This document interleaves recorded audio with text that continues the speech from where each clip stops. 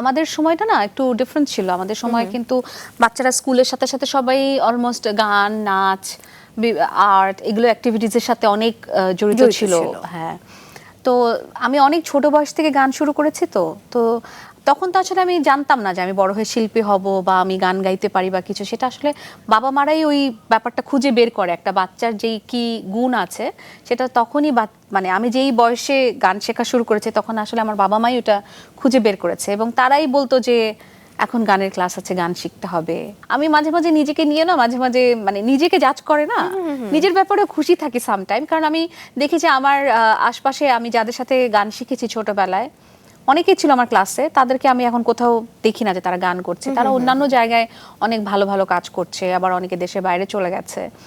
But ওই যে maybe আমার বাবা মার কথাও শুনেছি আর এই জিনিসটা আমার প্যাশন ছিল, তো সেই জন্য হয়তো আমি এই জায়গাটাতে আসতে পেরেছি।